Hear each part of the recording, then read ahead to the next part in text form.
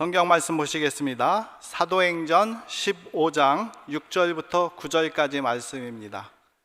사도행전 15장 6절부터 9절까지 말씀 같이 봉독하겠습니다. 사도와 장로들이 이 일을 의논하러 모여 많은 변론이 있은 후에 베드로가 일어나 말하되, 형제들아, 너희도 알거니와 하나님이 이방인들로 내 입에서 복음의 말씀을 들어 믿게 하시려고 오래전부터 너희 가운데서 나를 택하시고 또 마음을 아시는 하나님이 우리에게와 같이 그들에게도 성령을 주어 증언하시고 믿음으로 그들의 마음을 깨끗이 하사 그들이나 우리나 차별하지 아니하셨느니라. 아멘. 오늘 아침에 여러분이 생전에 처음 들어보고 불러본 복음성을 함께 불렀습니다. 제가 설교 전에 그 복음성을 함께 부르기를 원합니다. 그 복음성은 고린도전서 3장 16절에 근거합니다. 너희는 너희가 하나님의 성전인 곳과 하나님의 성령이 너희 안에 거하시는 줄을 알지 못하느냐.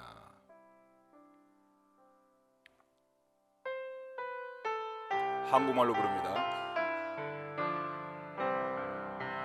아세요 아세요 당신은 성전, 아세요 아세요 당신은 성전,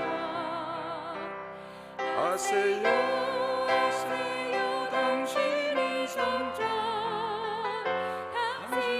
성령의 절입니다. 알아요 알아요 나는 성전,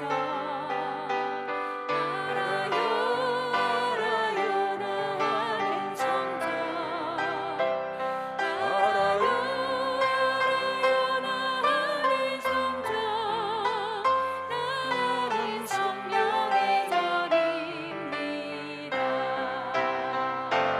찬양 충만 능력 충만 영광 충만, 찬양 충만 능력 충만 영광 충만, 찬양 충만 능력 충만 영광 충만, 우리는 성령의 절입니다.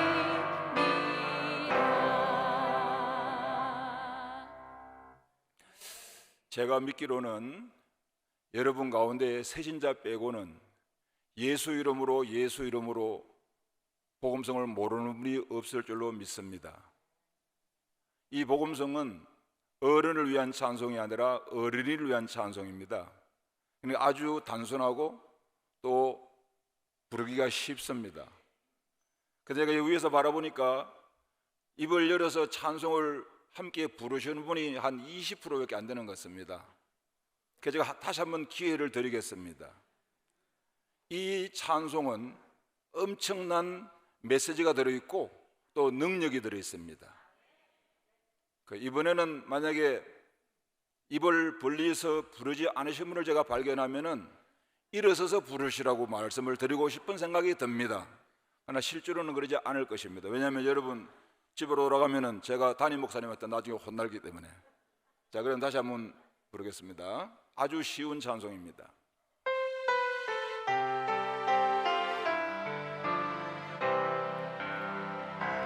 아세요 아세요 당신은 성경, 아세요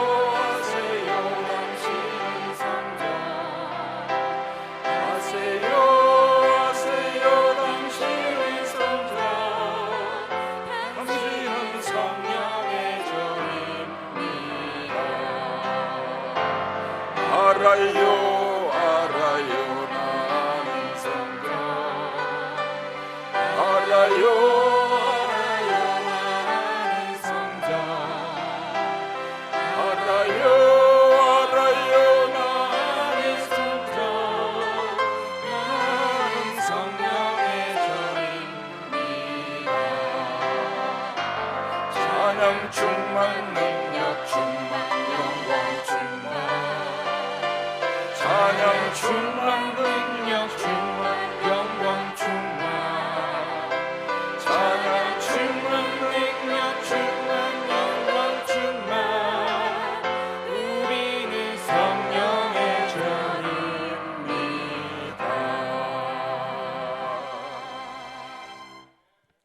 믿으시기 바랍니다.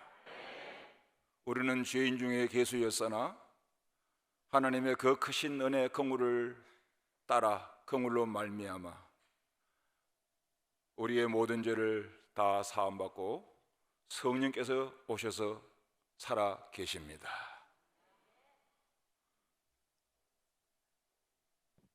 오늘 저는 지난주 설교의 후편으로 성령의 깨끗이 하시는 역사라는 제목으로 은혜를 나누고자 합니다.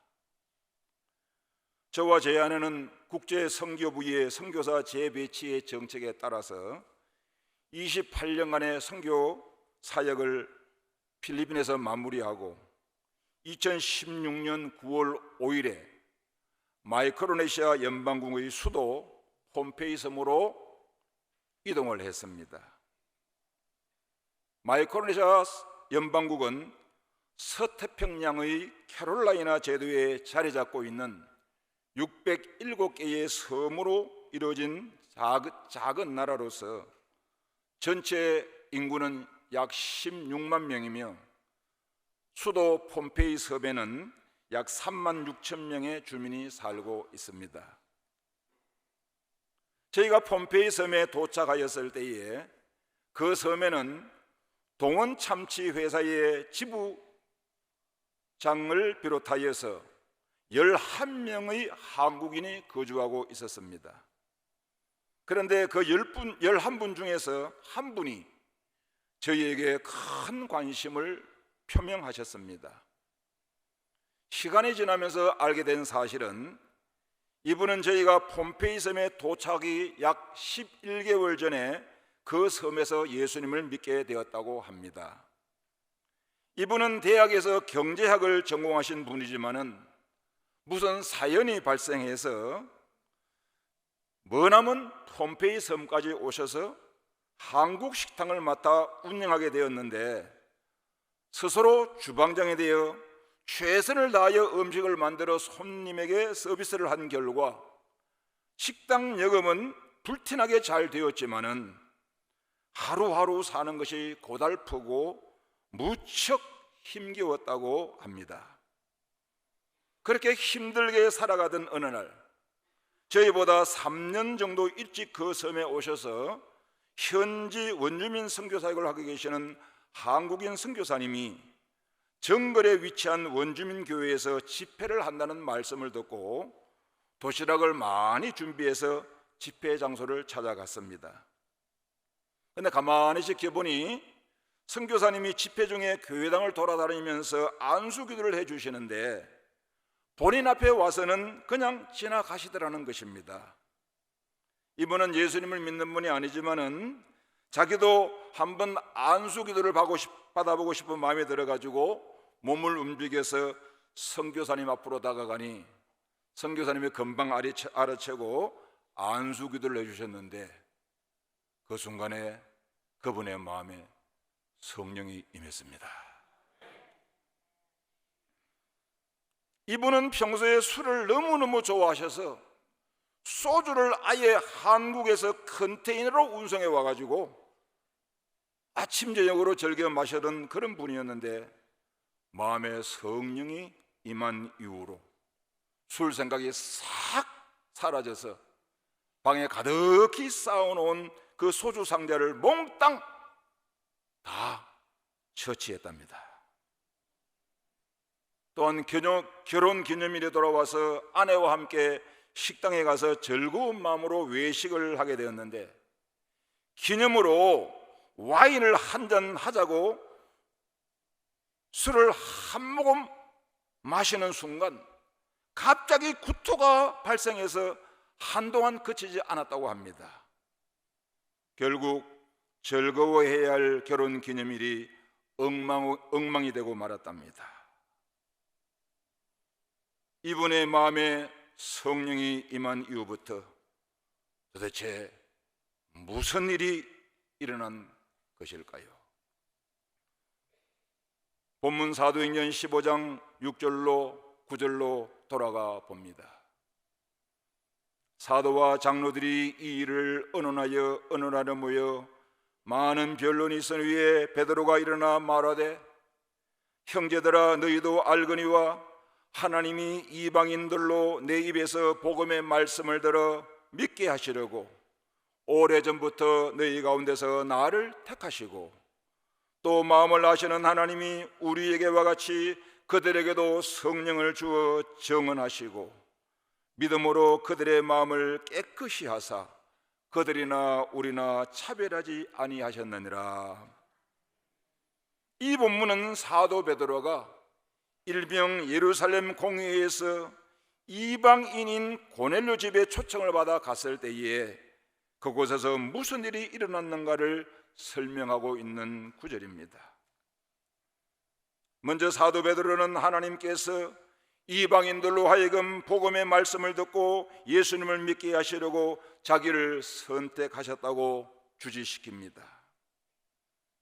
그 다음 사도 베드로는 마음을 아시는 하나님께서 유대인들인 자기들에게 성령의 선물을 주신 것처럼 하나님께서 이방인들에게도 성령의 동일한 선물을 주심으로써 이방인들을 받아들으셨음을 하나님이 보여주셨노라고 설명을 합니다. 그 다음 구절이 중요합니다. 구절 말씀에 믿음으로 그들의 마음을 깨끗이 하사 그들이나 우리나 차별하지 아니하셨느니라. 여러분, 다 같이 한번 사도행전 10장 44절에서 48절 한번 펼쳐보십시다. 사도행전 10장 44절에서 48절.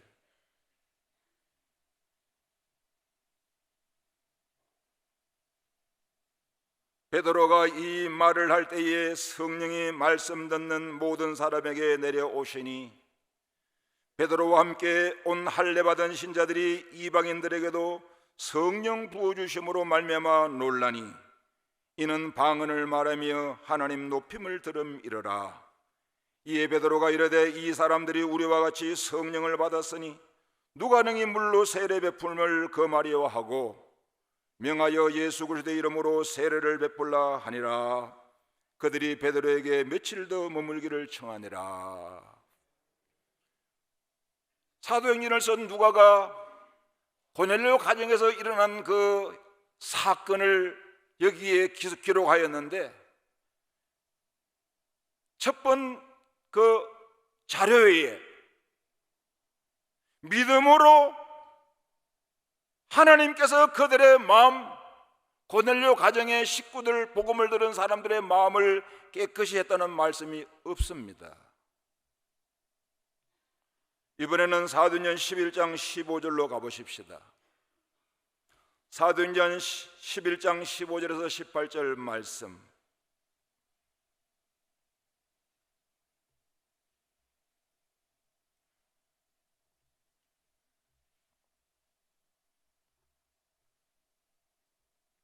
내가 말을 시작할 때에 성령이 그들에게 임하시기를 처음 우리에게 하신 것과 같이 하는지라.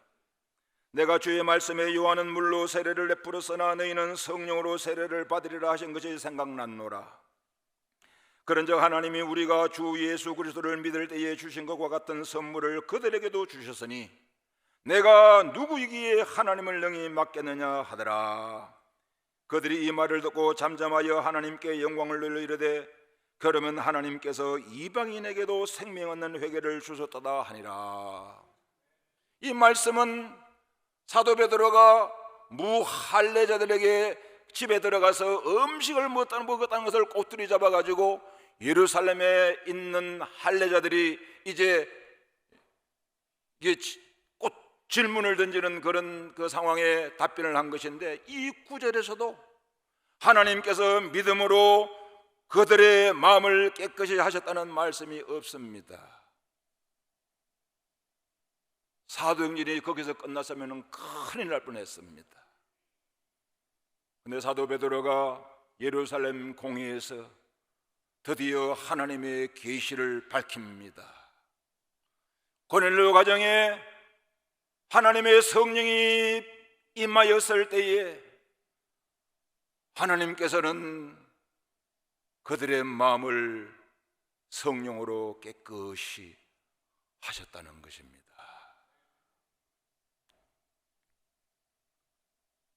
이사야 6장 1절에서 7절 말씀 보면은 이사야 선지자가 환상 중에 하나님의 영광을 목격하고 화로다 나여 망하게 되었도다.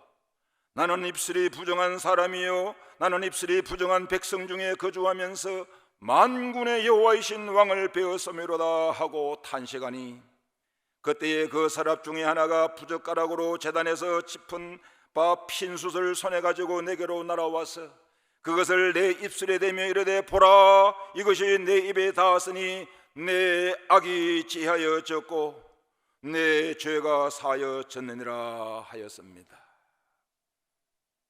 첫 번째로는 내 악이 지하여졌다고 말씀합니다. 두 번째로는 내 죄가 사하여졌다고 말씀합니다. 여러분, 죄는 이중적이라는 것을 알고 계십니까? 도적질이나 거짓말이나 회방 같은 것들은 나타나 보이는 잘못된 행위입니다. 오늘 장로님께서 기도하시면서도 언급하셨습니다마는 이기심이라든지 비통함이라든지 교만, 시기, 질투 같은 것들은 잘못된 마음 상태를 말하는 것입니다. 잘못된 행위들은 용서를 받음으로 해결되나 잘못된 마음의 상태는 깨끗해짐을 받아야 하는 것이 성경의 가르침입니다. 세례 요한은 마태복음 3장 11절에서 나는 너희로 회개케 하기 위하여 물로 세례를 베풀거니와 내 뒤에 오시는 이는 나보다 능력이 많으시니 나는 그의 신을 들기도 감당치 못하겠노라. 그는 성령과 불로 너희에게 세례를 베푸실 것이요 이렇게 말씀했습니다. 오순절날 마가의 다락방에 모여있던 사도들과 제자들에게 성령께서 임하셨을 때에 성령께서는 하늘로부터 불로 임하셨는데 개개의 불꽃으로 나누어져서 각 사람의 머리 위에 하나씩 임하신 것이 목격이 되었습니다. 오순절날에 마가의 다락방에 나타나 보여진 이 불을 그냥 상징적으로만 생각하시면 안 됩니다. 이 불은 실제적으로 마가의 다락방에 모인 사도들과 제자들의 마음속 깊이 사라졌고 있던 악을 지하여 마음을 깨끗이 하고 삶을 변화시킨 성령님의 불이십니다. 말라기 3장 3절에서 그가 은을 연단하여 깨끗하게 하는 자 같이 앉아서 레위 자손을 깨끗하게 하되 은, 금과 같이 그들을 연단하리니. 금과 은을 재련할 때 무엇을 사용합니까? 불입니다. 그것도 일반적인 100도 정도 데피는 불이 아니라 수천도 올라가는 뜨거운 불입니다. 오순절날이 이르기 전의 제자들의 모습은 어떠했습니까? 마가복음 9장 33절에서 44절에 보니까 가버나움에 이르러 집에 계실 때 예수님께서 제자들에게 물으시되 너희가 길에서 서로 토론한 것이 무엇이냐 하시되 그들이 잠잠하니 이는 길에서 서로 누가 크냐고 쟁론하였음이라. 누가복음 22장 24절에 또 그들 사이에 그중 누가 크냐는 다툼이 난지라.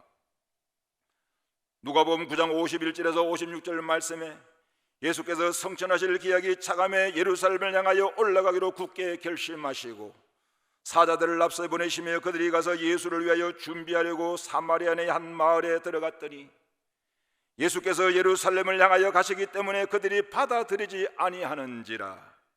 제자 야고보와 요한이 이를 보고 이르되 주여 우리가 불을 명하여 하늘로부터 내려 저들을 멸하라 하기를 원하시나이까? 예수께서 돌아보시며 꾸짖으시고 함께 다른 마을로 가셨다고 기록되어 있습니다. 그들은 이기적이었고 자기 중심적이었으며 명예욕이 있었었고 때로는 분노와 복수심이 들끓었습니다.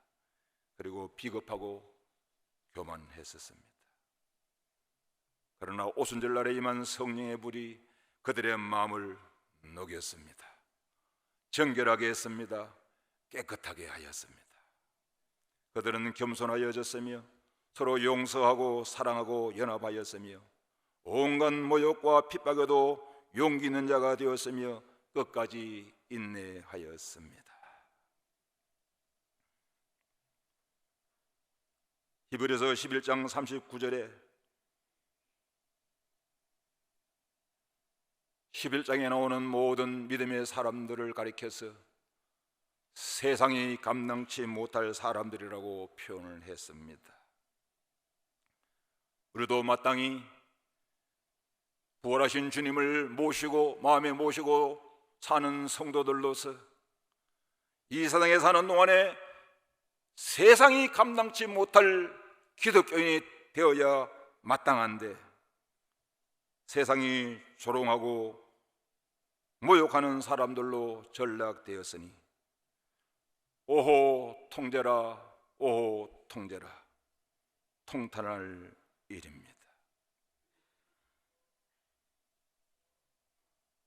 제가 이 설교를 준비하면서 30년 전에 동료 선교사님이 자기 딸을 앞에 놓고 불렀던 복음송이 생각났습니다.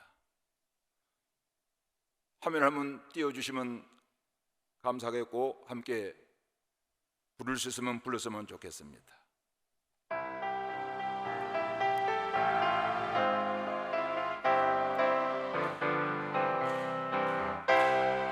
아름다운 마음들이 모였어 주의 은혜 나누며 예수님을 따라 사랑해 우리 서로 사랑해 하나님이 가르쳐준 한 가지 내 이웃을 나눠 같이 사랑해요 미움 다툼 시기 질투 버리고 우리 서로 사랑해 이 다음에 예수님을 만나며 우리 뭐라고 믿기에는 예수가 없어야지 우리 서로 사랑해 하나님이 가르쳐준 한 가지 내 이웃을 나 같이 미움 다툼 시기 질투 버리고 우리 서로 사랑해 하나님이 가르쳐준 한 가지 가르쳐준 한 가지 내 이웃을 나 같이 미움 다툼 시기 질투 버리고 우리 서로 사랑해. 멜로디가 참 아름답습니다. 더욱이 가사가 참 아름답습니다. 그런데 후렴에서 미움, 다툼, 시기, 질투 버리자 그랬는데 미움, 다툼, 시기, 질투가 그냥 버려집니까? 안 되더라고요.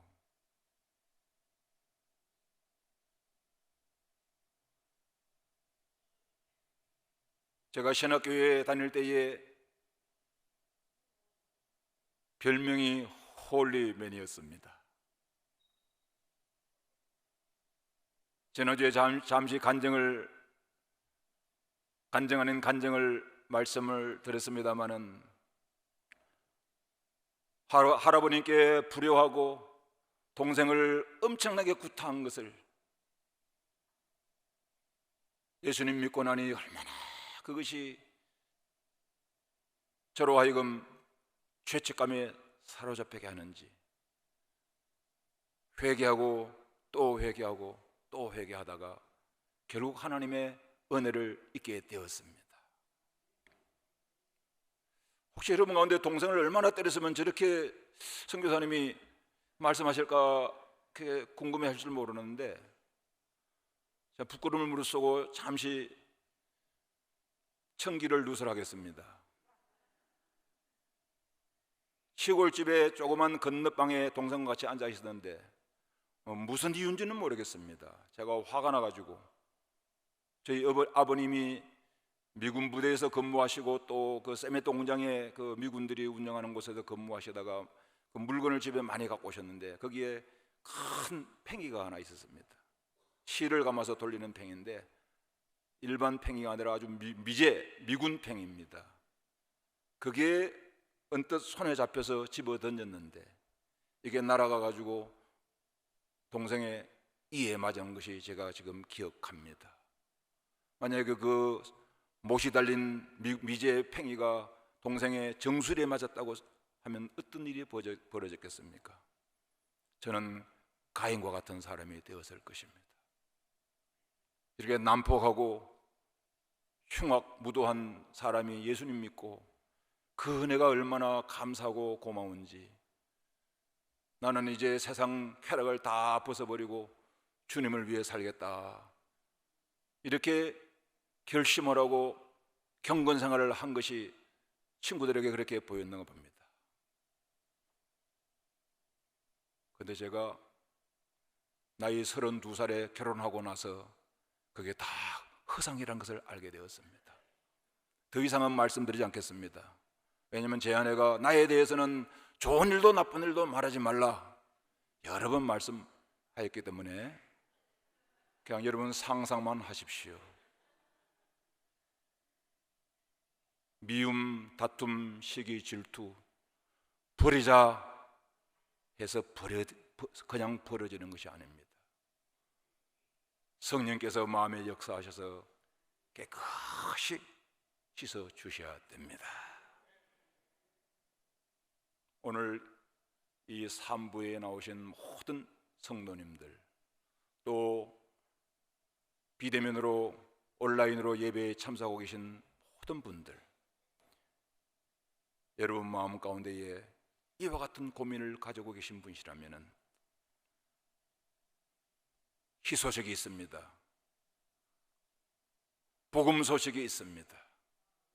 우리가 주님 앞에 내 마음을 성령으로 믿음으로 깨끗하게 해달라고 기도할 때에, 간구할 때에 하나님은 그렇게 하십니다.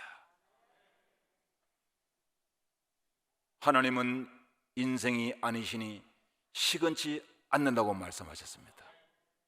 하나님은 약속하신 대로 그대로 이루시는 분이십니다. 우리 모두 다 마음의 정결함을 받고 마음의 깨끗함을 받고 또 성령의 능력을 받아서 안중 전체 도시를 변화시키는 하나님의 일꾼이 되십시다.